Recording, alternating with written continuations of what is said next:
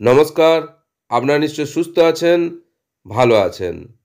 আজকের ভিডিওয় online পিএফের account number কিভাবে জানবেন, কোথা থেকে জানবেন তা শেয়ার করব। এর জন্য গুগল ক্রোমে টাইপ করুন WBIFMS, তারপর WBIFMS পোর্টালে ক্লিক করুন। এরপর WBIFMS এর পেজ খুলে যাবে এবং সেখানে অনেকগুলো অপশন আসবে।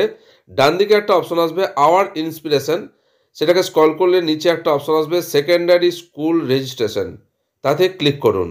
ক্লিক করার সঙ্গে সঙ্গে একটা নতুন পেজ খুলে যাবে এবং অনেকগুলো অপশন আসবে, যেমন রেজিস্টার ইউজিং, আপনি আইওএসএমএস আইডি বা পিএফ অ্যাকাউন্ট নাম্বার চুজ করতে পারেন। আমি চুজ করলাম IOSMS ID.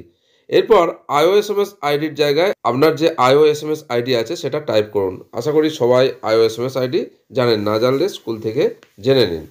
IOSMS ID type করার পর সার্চে ক্লিক করুন।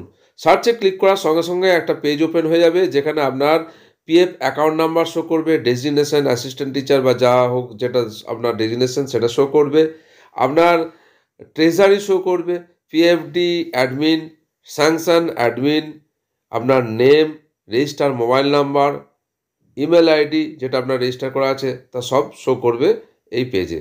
এখান থেকে আপনি সহজেই আপনার যে PF online PF account number সেটা পেয়ে যাবেন।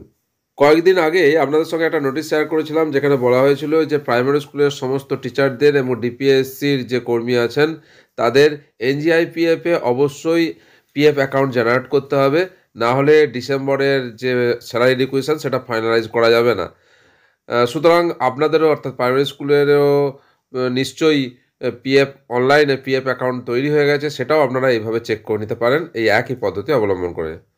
আশা করি এই ভিডিও আপনাদের উপকারে আসবে, আপনাদের সঙ্গে শেয়ার করলাম। আপনারা সকলে সুস্থ থাকুন, ভালো থাকুন।